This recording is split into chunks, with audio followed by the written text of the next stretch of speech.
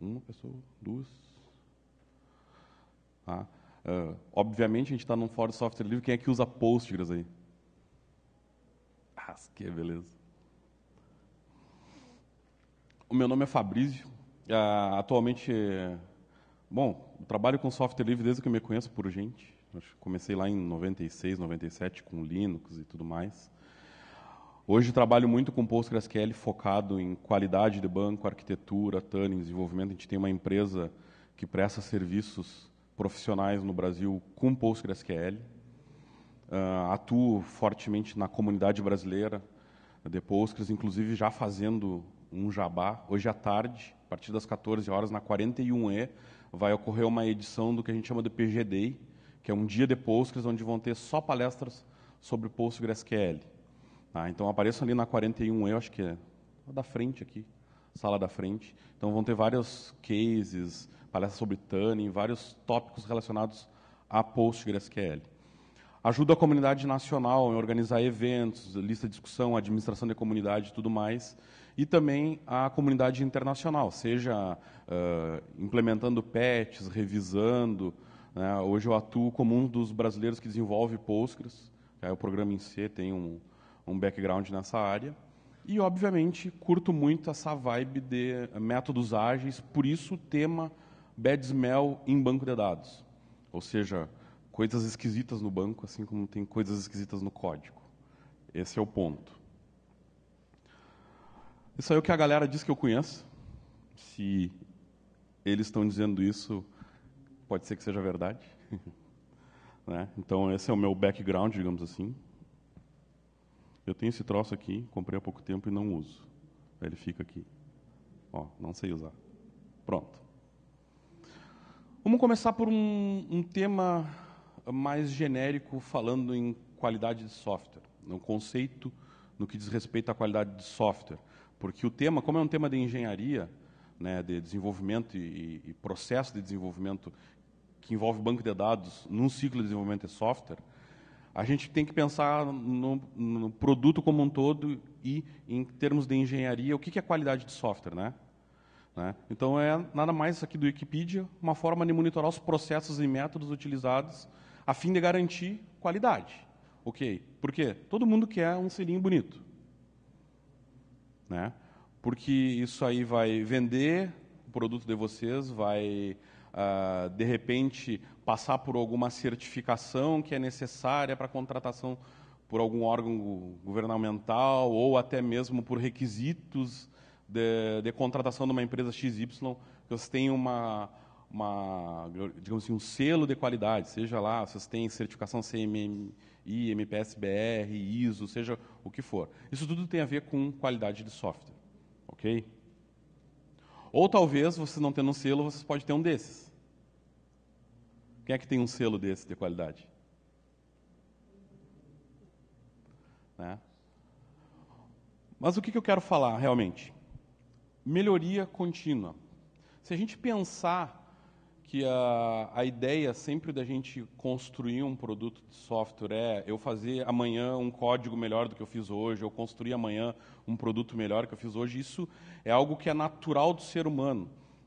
Se a gente puxar hoje, claro, obviamente, para a vibe de métodos ágeis, existe a cultura de melhoria contínua, se a gente estudar Lean, e toda essa parte de literatura, a gente fala sempre em melhoria contínua, ou seja, o cara sempre evoluir continuamente. Só que isso é algo natural nosso. Se a gente pensar lá na teoria da evolução das espécies, é nada mais, nada menos do que isso.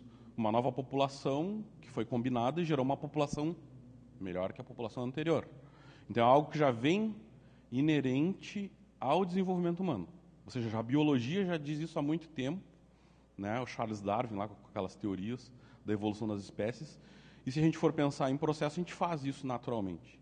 A gente, como pessoa, tenta fazer isso. Né? A gente tenta hoje ser pior que amanhã e melhor do que ontem. Hoje. Né? Então, em software é a mesma coisa. Então, hoje a gente tem uma preocupação muito grande em qualidade de software, em a gente ter um produto não só que atenda ao requisito do cliente, mas também que tenha as características internas com qualidade, ou seja, teste automatizado, teste de regressão, cobertura, sei lá, o código seja mais limpo, claro, né? Quando a gente fala de clean code. Então, a gente pensa sempre nas duas características inerentes à qualidade de software, características internas e externas. Aí, até agora, a gente está falando de software, processo de desenvolvimento de software. Porém, se a gente for pensar em valor de negócio, valor que eu falo, valor financeiro, onde é que está o dinheiro do negócio de um cliente? Né? Onde é que está a grana realmente? O que vale? O código da aplicação que está rodando lá no cliente ou os dados que estão persistindo em algum lugar? Né? O que é menos pior num desastre? Eu perder a aplicação ou eu perder os dados? Perder e não ter recuperação. Se eu perder a aplicação e continuar com os dados, ok. Não é um cenário perfeito, mas os dados do meu negócio vão estar lá. Agora, se eu perder os dados, aí sim uma empresa pode deixar de existir. Se você for pensar na época lá que teve o 11 de setembro, empresas deixaram de existir porque nas torres gêmeas eles tinham até backup na outra torre. E aí a empresa tudo, documentação física e também servidores e dados. Perdeu. A empresa, depois daquele ataque terrorista, deixaram de existir empresas por conta disso. Ou seja, os dados sumiram. Foram totalmente perdidos e não tinha como recuperar. Por isso que eu pergunto, quando a gente fala, a gente estuda muito na faculdade, a gente vê muita movimentação sobre qualidade de software, melhores processos, aí vem Extreme Programming, Clean Code, uma série de coisas focadas em desenvolver melhor um código de uma aplicação. Ótimo, perfeito. E o banco de dados? Né? Normalmente, quando a gente tem uma equipe com skills mais de dev, começa a falar em banco de dados, o cara começa já a gelar, né? Opa, aí começa a gaguejar. Então, né? Como é que eu faço? Eu crio uma tabelinha ali. De repente, eu faço um puxadinho, boto uma outra coluna, né? Mas é FK. Tem FK, só que não. E por aí vai. Né? O banco de dados, que é onde realmente tem valor real de negócio, grana do cliente.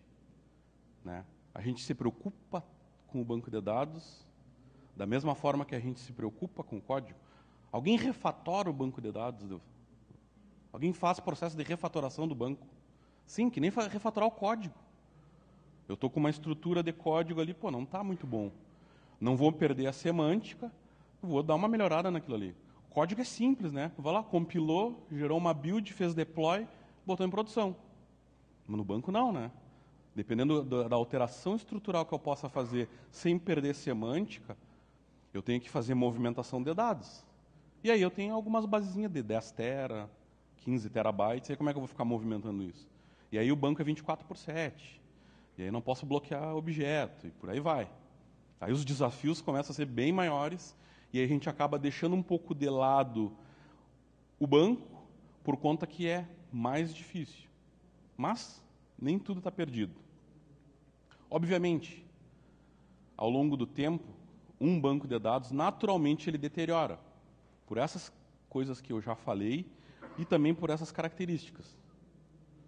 Né? Crescimento no volume de dados e transações. Isso é natural. Vocês constroem um produto hoje e botam aquela aplicação no ar. Tá? Não adianta hoje eu já pensar, eu não tenho bola de cristal para saber se lá no futuro eu vou ter 10 usuários, eu vou ter 10 mil, 1 milhão ou 10 milhões de usuários na minha aplicação. Dependendo do propósito, claro. Tem alguns cenários até que tu consegue imaginar qual é que vai ser o número máximo de usuários que vai ter pendurado. Mas, às vezes, o volume de transação é bem relativo, o crescimento do volume de dados. Daí eu construí a minha aplicação lá, fiz todas as minhas queries, SQL, insert, tabela. Beleza, funciona, é rápido pra cara. Aí, ao longo do tempo, naturalmente, a coisa começa a ficar ruim, ficar lento, pesado.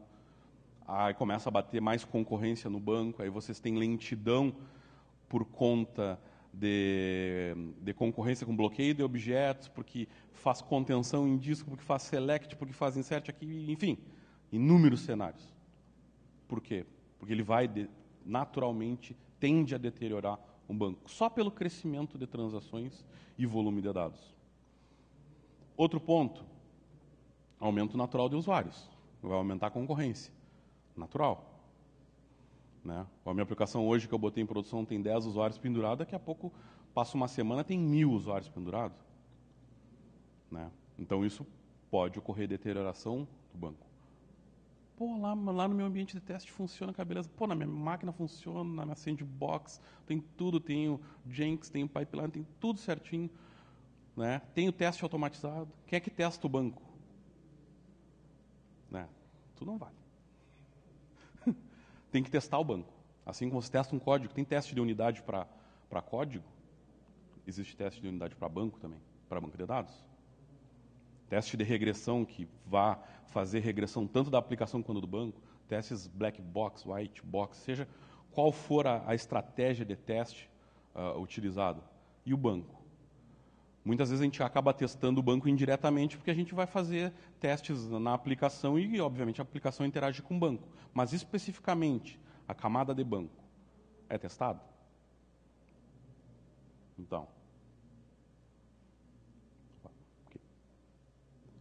Dificuldades na evolução do esquema. Esse é um ponto que eu já comentei e é realmente que eu vejo que é um maior limitador para a gente evoluir em termos de qualidade a estrutura do banco de dados, assim da mesma forma que a gente evolui o código. Por quê? Porque a gente está lidando com dados. E aí a gente tem um dado em produção, existe risco em eu fazer um deploy num banco em produção.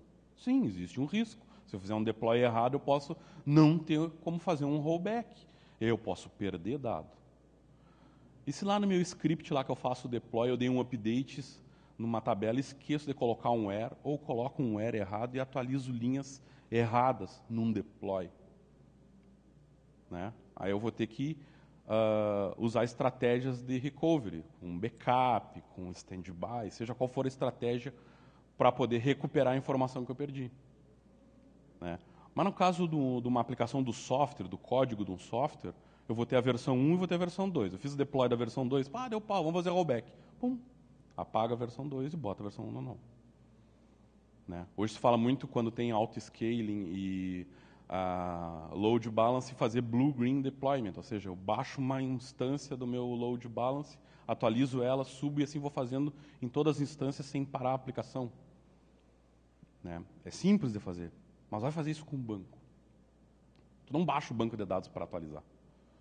A não ser em casos extremos. Eu preciso fazer um upgrade de versão, ou até mesmo trocar um hardware, ou eu tenho que atualizar. Trocar hardware até não, porque existe estratégia de fazer isso 24/7 com mínimo downtime. Mas eu preciso atualizar o kernel do Linux, porque teve um bug lá, saiu bug SSH e coisas do gênero. Aí eu preciso dar um reboot na máquina. Né? Então, a gente lida com dados, evoluir o esquema de um banco é complicado. É extremo. A gente pode até ter o ciclo de desenvolvimento bem feito, ter scripts de deploy e rollback, assim como a gente faz com código, a gente fazer com banco, mas dependendo do que a gente for fazer deploy no banco, no que for mexer com os dados, não consegue fazer rollback. Eu hoje até estava conversando com o Guedes de manhã cedo. A gente pode fazer um deploy, dar um update de A para B lá. Tá, mas e o rollback? Eu teria que guardar o valor anterior das linhas, das tabelas que eu modifiquei, fazer o tipo de um backup para poder utilizar no rollback. Então, só o processo de fazer o script para deploy em banco, tendo rollback, já é complexo.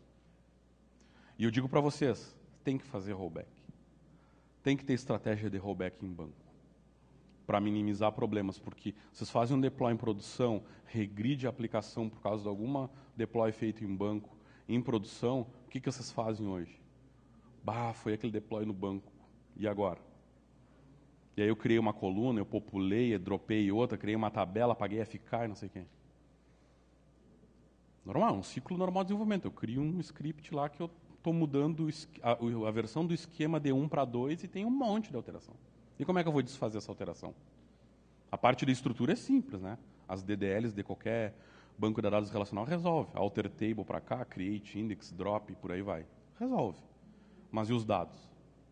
Esse é o grande problema. E também outras coisas que deterioram ao longo do tempo, estratégias de manutenção, porque hoje a gente bota um banco em produção, as estratégias de manutenção são uma, porque eu tenho um workload hoje. Semana que vem eu posso ter outro workload, daqui a 2 semanas totalmente diferente. Aí eu vou ter que mudar até tuning de sistema operacional, de banco, seja do que for. Justamente por causa do crescimento, volume de dados, aumento natural de usuários e assim por diante.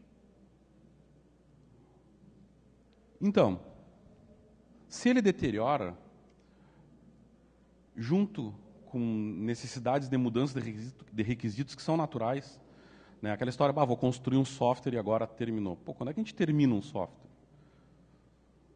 Tem algum software que vocês imaginam assim, pô, esse software está acabado. Não tem mais o que fazer. De repente, software embarcado para um hardware específico. Pô, lá foi até um limite, porque tem um limite físico aqui que ele gerencia um software especialista. Até aí pode ser que tenha um limite bem definido. Mas hoje, se a gente pensar assim, em construção de produto, não tem fim o software. Eu tenho, na verdade, a versão estável atual. Não é a última versão, porque eu posso estar construindo uma nova versão e já planejando para o próximo quadrimestre outra e assim por diante. Né? Então, mudanças em requisitos são naturais. Então, a gente tem que construir software pensando que ele vai mudar, porque o negócio muda. E a gente tem que responder rapidamente às mudanças de negócio do cliente para poder agregar valor ao cliente. Porque quando a gente faz software, a gente não faz software para ter um programa bonitinho, rodando com uma tela bonita e com um código-fonte bem organizado. Também pode ser esse um produto, mas a gente faz software para resolver um problema de negócio de um cliente. Para fazer o cliente lá na ponta ser efetivo no negócio dele, para ele ganhar dinheiro, para ele ser bem sucedido no negócio. A gente faz software para isso. Então, a deterioração e mudanças de requisitos fazem com que a gente precise refatorar o banco constantemente. Né? Mas aí não é tão simples, como eu já falei, porque além de manter estrutura, a gente tem que manter dados. Fora a questão de acoplamento, que eu ainda nem tinha comentado. Né? Quem não tem um banco lá, que tem a sua aplicação acessando o banco, aí tem a aplicação do fulaninho, aí tem uma outra API que foi construída para integrar com não sei o quê, aí tem o ETL que conecta lá para fazer para construir um data warehouse, aí tem uns scripts lá que faz o não sei o quê lá, e por aí vai. Então, falando em acoplamento de banco de dados, esse é outro problema justamente para a refatoração. Por quê? Por causa dos dados. Eu posso refatorar um banco e eu pensei só no meu quadrado, olhei só para o meu umbigo, só para a minha aplicação. Tá, beleza, funcionou ali e tal. Eu vou lá, por causa da minha refatoração, eu quebro uma aplicação num terceiro. Ou quebro um outro produto meu mesmo. Né? Tudo porque a gente lida com dados. E os bad smell, que é o tópico da palestra. Alguém aqui conhece, sabe o que é bad smell em código? Pode levantar a mão. Bad smell em código? Né? Martin Fowler falou isso aqui. É uma categoria de problema no código-fonte, ou seja, é um problema com o código, seja se ele esteja ruim, mal escrito, seja o que for, e que surge a necessidade de refatoração. Ou seja, porque ele não está bem claro, a API interna dele não está bem definida, pensando em orientação a objetos, é um método muito extenso e por aí vai. Né? O código não está bem escrito, ou um pedaço de código está com mais de uma responsabilidade. Enfim, tem várias categorias de bad smell em código. E em banco, a gente tem a mesma coisa. Assim como a gente tem problemas estruturais em código que vão surgir uma necessidade de refatoração, em banco de dados acontece a mesma coisa. Ou seja, a gente tem bad smell em código. E aí vão indicar um potencial necessidade de refatoração do banco de dados. Ok? Dentro dos bad smell em banco. Eu não vou falar aqui dos cold smell, porque senão a gente vai ficar muito redundante e não vai ter muito sentido. Mas várias coisas que eu vou falar aqui, para quem trabalha com banco de dados, vocês vão se identificar. Porra, eu já vi isso aqui em algum lugar. Ou vai lembrar assim no meu banco de dados, eu acho que aquela coisinha lá que aquele gordinho falou, eu tenho lá no meu banco.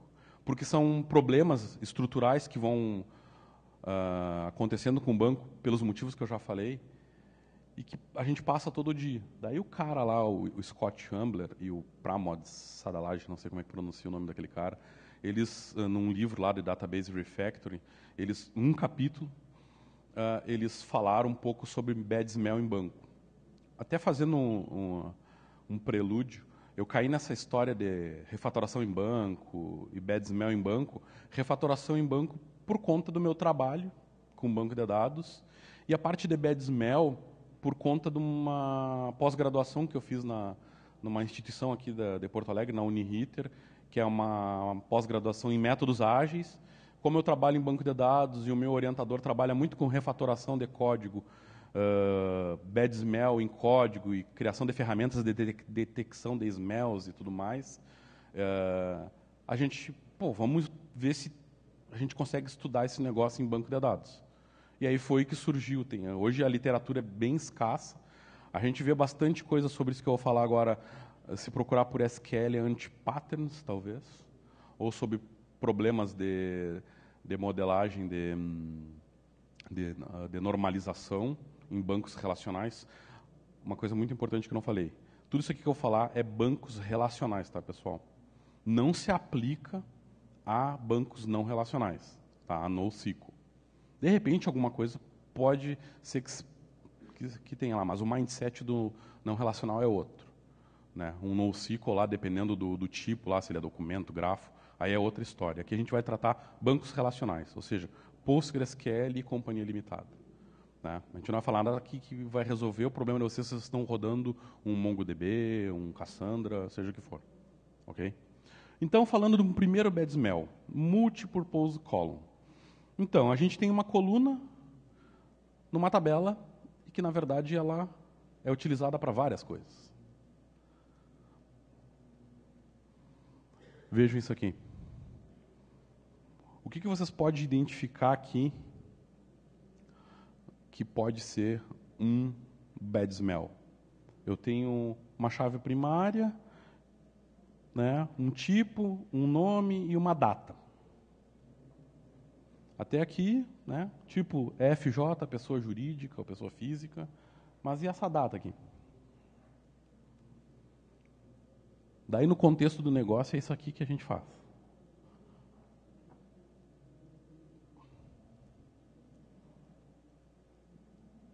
E se eu não sei o que é aquela data lá? E vou lá e faço um scriptzinho para dar um update na data. Porque eu me lembrei que tem pessoa jurídica lá, então a data é a data do início da empresa lá. Mas tinha pessoa física também. Fudeu. Aí o sistema de folha de pagamento lá, fudeu, por causa da data de nascimento. Né? Por quê? Porque a gente tem uma coluna que acaba tendo mais de um propósito no modelo de dados de vocês. Isso aqui é um bad smell em banco.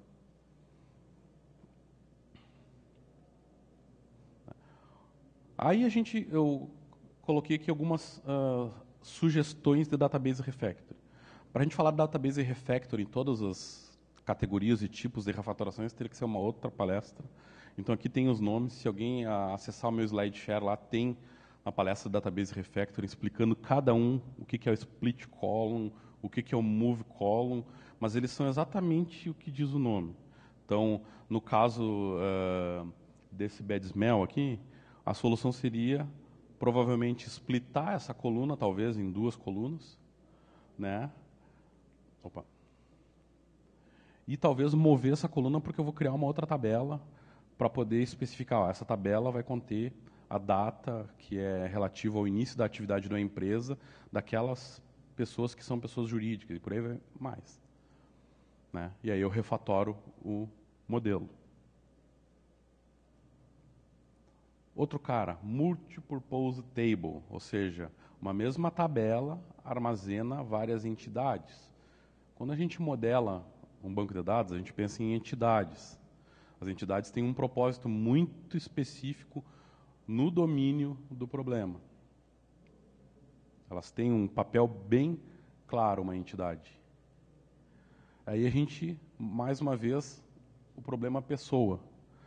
Apesar de normalmente a gente lá no código, seja um software orientado a objeto, a gente tem várias técnicas, abstração, composição, seja o que for, generalização, herança e tudo mais.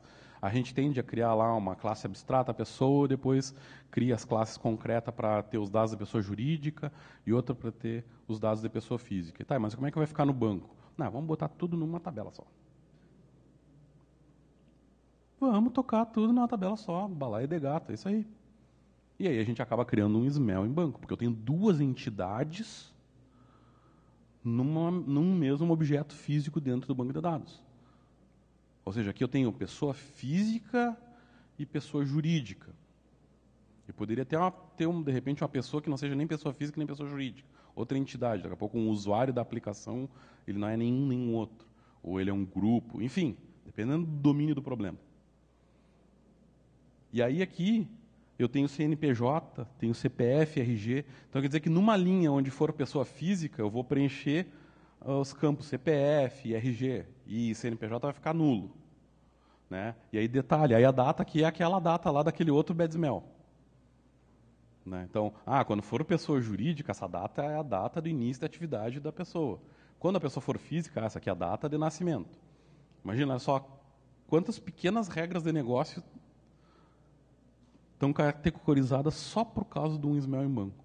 Se a gente olhar uma tabela assim e tentar pensar na regra de negócio que trabalha com essa tabela, é claro. Não.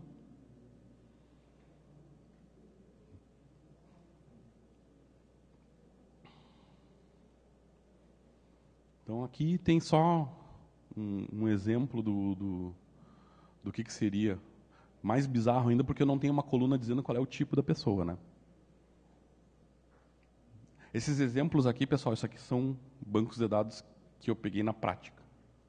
Todos esses exemplos que eu tenho nesse slide aqui, tudo é real.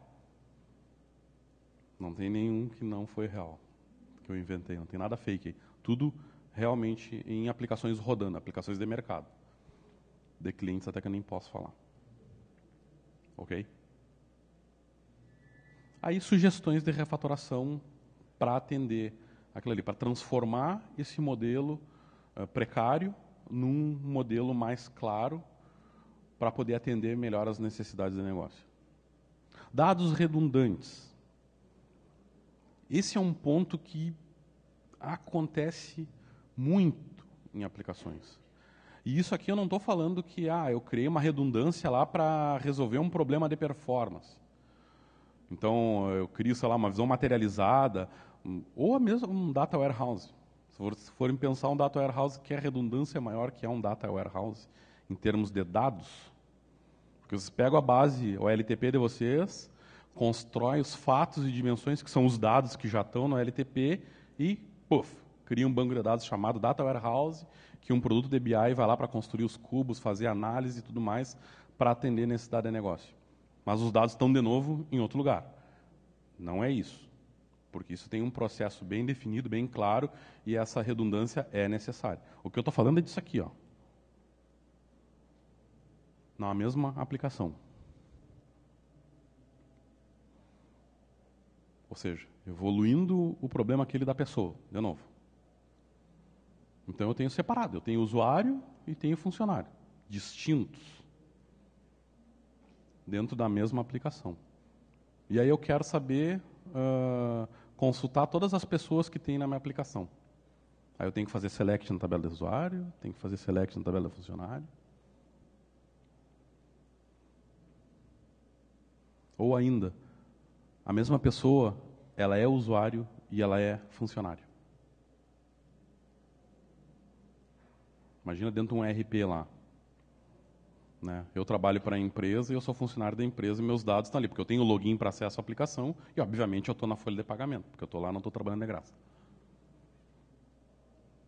Entendeu? Aí os meus dados estão nos dois lados. E aí, mudei de endereço. Daí o cara vai lá na folha de pagamento, que é o natural, e altera o meu cadastro funcional. Beleza. Altera o meu endereço de e-mail. Também, beleza. Ou ao contrário, no meu login lá, eu alterei meu endereço de e-mail no meu cadastro de usuário, que é onde eu tenho acesso, por causa para eu poder mudar de senha e tal, tudo mais. E aí meu cadastro funcional fica desatualizado. E aí eu tenho dados redundantes dentro da aplicação. E aí qual é o dado que está certo? É aqui ou é aqui? Esse aqui é um exemplo pequeno, tá, pessoal? Eu já peguei sistemas grandes onde tem cada módulo tem o seu cadastro de pessoa, por exemplo. E para integrar isso aí, e para ter consistência nos dados. Vai ter consistência como? Então, juntar tabelas, mover dados, apagar colunas, se for necessário. Então, a gente consegue refatorar o modelo. Tabelas com muitas colunas. Isso aqui é meio relativo. Mas, obviamente, quando a gente vê uma tabela num banco de dados onde tem muitas colunas, e muitas colunas que eu estou dizendo não é ter 20 colunas. Estou falando de ter 200 colunas. Tabela com 300 colunas. Eu já vi tabela com mais de 500 colunas. Nossa, é horrível, mas tem. Tem, em bastante lugar. Acontece. E aí tem 500 colunas, e aí, não sei que tem 500 colunas, sou desenvolvedor, sou novo, sou estagiário, vou lá, select, asterisco, from a tabela. É. Mas eu preciso só do código do nome, porque eu vou mostrar na tela o código do nome do cara, né? No máximo vou botar um e-mail do lado ali. Eu preciso de 3 colunas, aí tem 500. Aí, imagina, né? Bate lá no banco, faz select, 500 colunas, né? Projeta isso, coloca a memória, não sei o quê, bota na pilha TCP/IP, devolve para o cliente apresentar, mas ele devolveu um pacotão com as 500 colunas, mas eu vou usar só 3.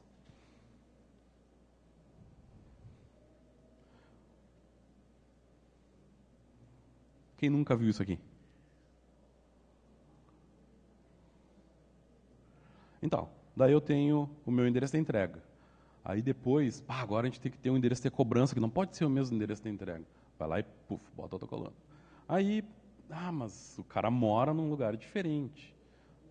Né? Ele mora num lugar, mas eu quero entregar no outro, e eu quero que a fatura seja enviada para outro lugar. Show de bola, então, lá bota outra coluna, uma para cada endereço. Né? Mas ele trabalha, mas ele não trabalha em casa, porque ele trabalha numa empresa. Aí, endereço do cara. E aí, em vez da gente refatorar o modelo, a gente vai criando isso aqui. Em vez de ter uma tabelinha do lado com um cadastro de endereço, que seria o mais lógico, semanticamente falando e estruturalmente falando em banco de dados, o endereço é uma entidade que é vinculada a outra entidade que se chama pessoa, seja física ou jurídica. Né? Eu moro num lugar, eu trabalho num lugar, e eu quero ser faturado num lugar, e eu quero que me entreguem coisas em outro lugar. São entidades diferentes que têm algum relacionamento. E aí, normalmente, acontece isso aqui. Aí eu acabo criando um SML chamado Too Many Columns. Ou seja, muitas colunas do banco de dados.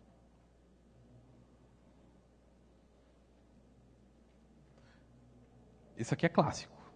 Quem não tem uma tabela de parâmetro, ou quem nunca viu uma tabela de parâmetro que tem uma linha, e a minha aplicação tem 500 parâmetros. Agora eu preciso criar um parâmetro. Criar uma coluna na tabela de parâmetro, né? Simples. Botar um parâmetro novo. Se forem ver, parâmetro é um dado, e não uma coluna numa tabela. Se vocês tiverem um chave-valor da vida aí, com só 2 campos ali, o nome do parâmetro e o valor do parâmetro, pronto, resolveu. Criou um cadastro de parâmetros. E isso aqui é extremamente comum. Eu vejo direto isso aqui. Direto mesmo. Em ter configurações desse tipo. E aí, quando muda a configuração, eu preciso adicionar uma nova configuração, aí não é um insert numa tabela, é um alter table numa tabela. Aí sabe o que acontece no sistema 24/7, onde essa tabela é uma das mais acessadas, porque é configuração, em tudo que é lugar tem um cara dando select nela para recuperar uma informação. eu vou dar um alter table, eu preciso bloquear essa tabela. E aí eu posso detonar minha aplicação só por causa de um alter table numa tabela dessas. Detonar que eu digo entrar numa fila de bloqueio, porque ele vai ficar esperando todo mundo que chegou antes dele terminar as suas queries, terminar o uso nessa tabela de parâmetro, e os caras que chegaram depois dele vão ficar esperando pelo deploy de vocês no banco. E aí vocês podem indisponibilizar uma aplicação 24/7 para dar um alter table agora para criar um novo parâmetro. Pô, uma tarefa trivial, vou criar um novo parâmetro para a aplicação. Obviamente, splitar isso em tabela e mover colunas. Aqui é um outro bad smell, que também é bem relativo, que são tabelas muito grandes, com muitas linhas. E isso é relativo dependendo do negócio, porque hoje em dia, dado as capacidades de armazenamento e processamento que a gente tem com servidores, a gente pode muito bem ter num banco relacional tabela com bilhões de linhas e elas atenderem o negócio. Porém, dependendo da necessidade, seja para performance, seja para melhorar a estrutura, melhorar o modelo como um todo, uma técnica utilizada para resolver esse tipo de bad smell, que no meu ponto de vista, isso aqui é lá da literatura do Scott Ambler, mas eu vejo isso aqui mais como...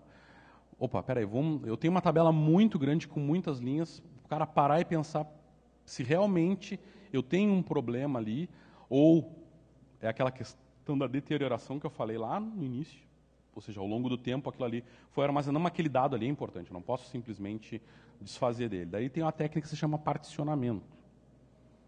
Né? Quem nunca viu uma tabela de log num banco de dados, por exemplo? Normalmente uma tabela dessas aqui só cresce, né? Porque só recebe insert. Então a aplicação, tudo que é operações de negócio faz um log nessa tabela. Ou seja, aqueles logs de auditoria, né? Os famosos logs de auditoria, que eu dou um insert numa tabela, ele guarda o insert que foi dado naquela tabela. Eu dou um update na tabela, ele guarda o update, guarda o valor anterior e o valor atual. Para rastrear a mudança, seja lá, para auditar, seja qual for o propósito. Né? Mas as tabelas tendem a crescer muito. Log, que nem log no sistema operacional. Né? Log lá, configura esses log lá para ter expurgo e tudo mais, para ele fazer um recycle, né, para reciclar o log. Assim, a gente tem que pensar isso também no banco. Como reciclar um log desses? Aí eu tenho uma tabela de log que eu tenho bilhões de linhas. Agora eu quero deletar 10 milhões de linhas. Porque eu quero expurgar elas. Vai fazer isso num sistema que não para. Deletar 10 milhões de linhas. Ou até mais, 100 milhões de linhas. Daí existe técnica chamada de particionamento para facilitar movimentação e manutenção. Ou seja, eu crio várias tabelas com parte dos dados da tabela maior. Ou seja, aqui foi definido um período, por exemplo, ano e mês. Mas dependendo da necessidade de negócio, pode ser outro predicado para definir que range de valores ou hash, enfim, qual for a estratégia de particionamento usada para guardar dados dentro de uma única tabela física no banco.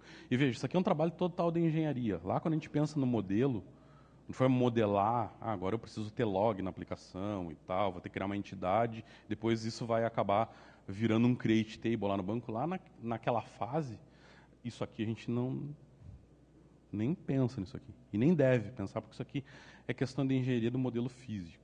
É depois. Normalmente a gente não faz isso aqui no início. Normalmente.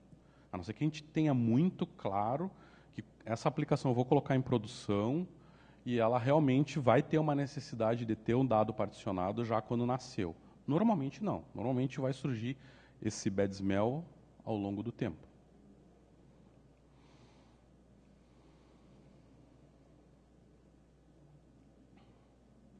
Esse aqui é o mais legal. Colunas espertas. Né? Então a gente tem uma coluna que ela armazena informações de mais de um contexto. Quer ver? Um caso. Eu tenho ali uma tabela que tem o meu cadastro de processos. E aí eu tenho o número do processo. Já está meio esquisito, porque, pô, número, char... Tá, mas se é número, por que eu tenho um char? Vou guardar letra ali, porque tem número, né? Ou, por exemplo, esse débito aqui eu tenho processamento. O que diabos é esse processamento? Aí, no caso do número do processo, daí aquele número, que é um char de 10, ele guarda os 4 primeiros dígitos é o ano, e os outros 6 dígitos é um sequencial do número do processo por ano, numa mesma coluna. Ah, mas aí eu migrei o sistema, eu peguei e eu migrei com um ano com 2 dígitos. Né? Em vez de eu usar lá 2016, eu botei 16. Porque a aplicação entende que os 4 primeiros dígitos daquela coluna é uma coisa e os outros 4 dígitos é outra. Isso aqui seria diferente se eu criasse um tipo de dados novo para usar como número, que ele seria uma estrutura onde internamente tivesse esses dois caras separados. Isso é outra história. Aí seria, melhor ainda, um domínio, um tipo de dados novo, enfim, seja o que for. Mas agora, eu tenho uma coluna onde eu armazeno 2 informações que têm 2 contextos. Um contexto é um ano e o outro contexto é o número do processo, o ID do processo naquele ano. Aí eu quero fazer um select nessa tabela para ver todos os processos do ano de 2016. Daí o cara vai lá, select, from, processo, where, substr, de número, né? Pô, vou pegar os 4 primeiros dígitos, de 1,4 igual a 2016. Legal? Vai funcionar? Vai. Vai funcionar numa tabela que tiver 100 milhões de registro? Vai. Mas vocês vão botar a rodar a query e vão tomar café. Simples. Né? Então, vocês têm 2 contextos numa mesma coluna. E essa outra que é mais bizarra ainda. Então, 4 dígitos é o ano, tem um sequencial, aí tem 2 dígitos que indicam a parcela lá do débito que o cara está devendo. Aí outro 2 dígitos com o total de parcelas, porque aquele pode ser um parcelamento, um faturamento, seja o que for. E ainda tem um dígito verificador para garantir que esse dado está certo. Ah, botei um dígito verificador lá, né? Óbvio. Sou bobo. Daí dele, substr. Aí dele, regra de negócio intrínseca dentro de uma estrutura que é para ser estática num banco. Por que eu não tenho todas as colunas separadinhas? Eu tenho o ano, eu tenho o sequencial, eu tenho a parcela, o total de parcelas e tenho o dígito verificador. Por que não posso ter lá uma coluna de dígito verificador? Porque é uma coisa do negócio lá, eu preciso. Porque aí depois eu vou montar isso dentro de um código de barra, vai ter aquela linha digitável lá e tudo mais, toda aquela história lá. E aí eu preciso ter esse dado lá, certinho. Porque depois isso aí vai ser usado em integração bancária, parará. Mas aí eu tenho um Petsmell em banco. Dá um update errado aqui nessa tabela aqui. É uma posição só de um desses caras aqui.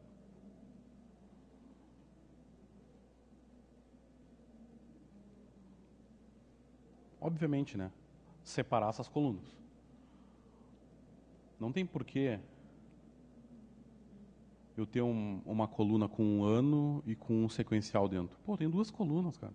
Ah, mas eu tenho que ter a chave primária da tabela, tem que ser uma coluna só. Quem que disse isso? Quem que disse isso? A chave natural, chave primária de uma tabela. Né? É uma restrição da integridade para garantir que aquela tupla ela é única dentro do contexto total da entidade. Então eu vou ter uma chave primária composta. Sim, depois vai ter ficar para esse cara, que eu vou precisar das colunas. Sim, vou levar essas 2 colunas para outro. E se eu tiver 5, vai levar 5. E qual é o problema? O modelo relacional foi construído para isso. Aquele senhor lá, o Code lá, ele não inventou isso do nada. Muita pesquisa. E não é à toa que está aí bancos de dados relacionais estão no mercado há muito tempo. E apesar agora da nova onda de bancos de dados não relacionais que resolve alguns problemas que os relacionais não resolvem tão bem, diga-se de passagem, não quer dizer que vai ser substituído, não quer dizer que agora, agora chegou o NoSQL, não preciso mais do relacional. Tira o relacional para lá, bota NoSQL, MongoDB, seja o que for, meus problemas estão todos resolvidos. Que nada.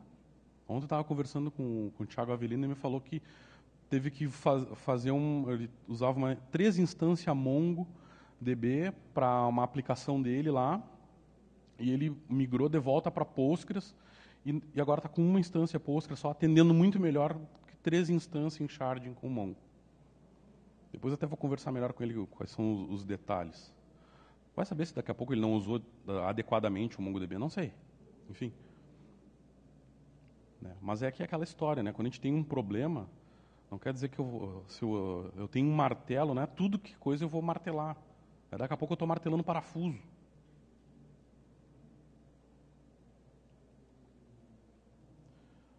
Esse aqui é do mal. Esse aqui é do mal. É o seguinte. Uma vez eu cheguei num cliente e vi uma tabela que tinha um troço assim, ó, um tipo e um código. Não tinha nenhum comentário. O que é esse negócio, né, velho?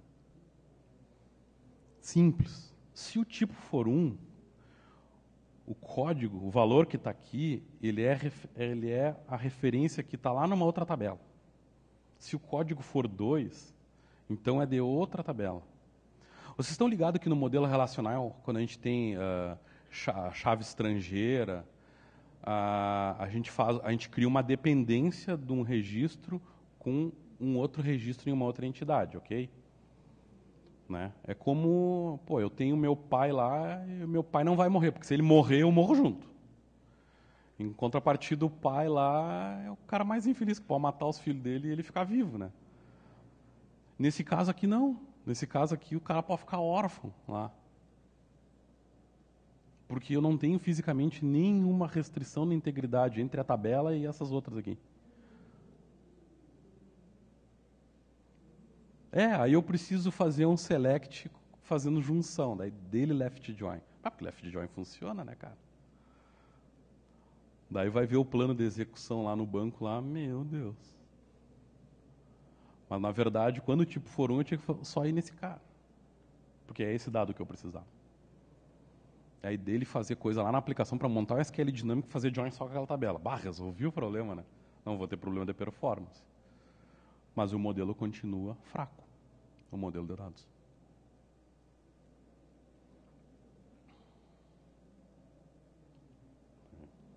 Aqui algumas sugestões de refatoração. E tipo de dado errado. Galera, a gente tem... Um banco relacional tem vários tipos de dados. Inteiro, ponto flutuante, numérico, data e hora. Tem tipos, ponto para geometria, enfim. A gente tem no nosso banco, que a gente for dar, tem um arsenal de tipos de dados para atender determinado contexto. Aí a gente faz isso aqui, ó. Cadê?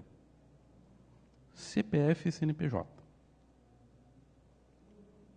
O mais comum que eu vejo é isso aqui. CNPJ, char de 14. CPF, char de 11. RG, char de 10. Por quê? Porque, se for ver lá, fisicamente o documento tem, né, o CNPJ tem 14 dígitos. Né? Mas é 14 dígitos. E aí eu quero calcular o dígito verificador para validar.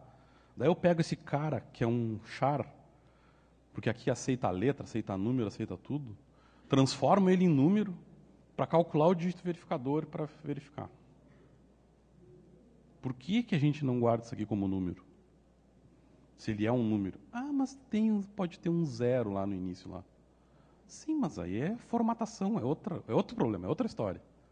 É a apresentação em tela. Ele tem 14 dígitos, mas ele tem uma máscara de formatação. E aí tem casos que eu vejo a galera guardar com a máscara de formatação dentro.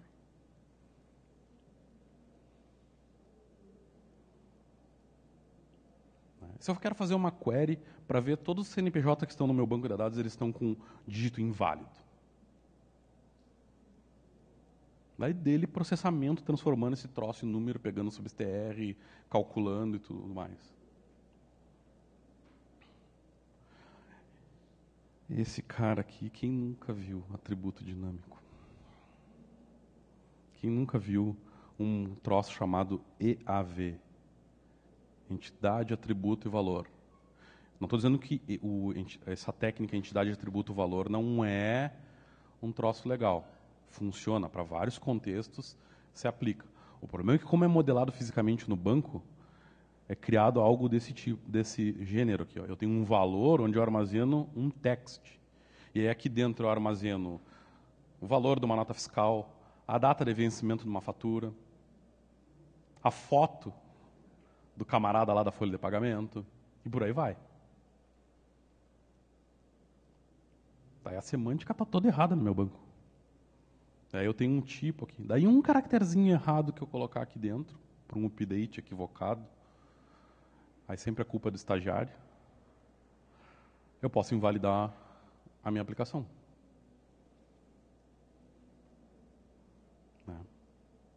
Ter chamada no suporte lá que tem um bug lá. Daí foi ver, foi alguém mesmo do suporte que foi lá e deu um update errado na base. Por quê? Porque o cara não conhece bem. Está aqui, texto, deu um update. E o banco vai aceitar, porque é texto. Então eu tinha um valor monetário lá com ponto, né, por causa da casa decimal, e aí o cara foi lá e deu update e botou vírgula. Aí o que era 10 virou 10 mil, ou, enfim, 100, 1000. Ou coisa do gênero. Agora na cabeça não lembro.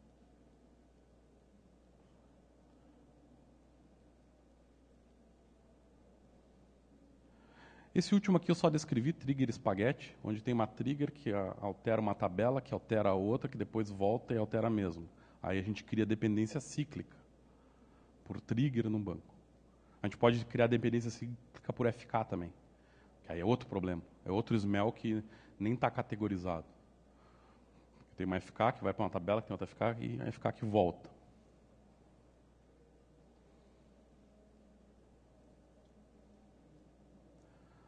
Aí só para finalizar, esse fear of change que eles falam, que o Scott Ambler fala na literatura lá, que é justamente o que nos leva, ele considera um smell por si só, porque nos leva a acabar aceitando todos os outros smells que a gente viu. Porque é medo da mudança. Ou seja, medo de ir lá e fazer mudança no banco de dados e alterar a estrutura do banco de dados.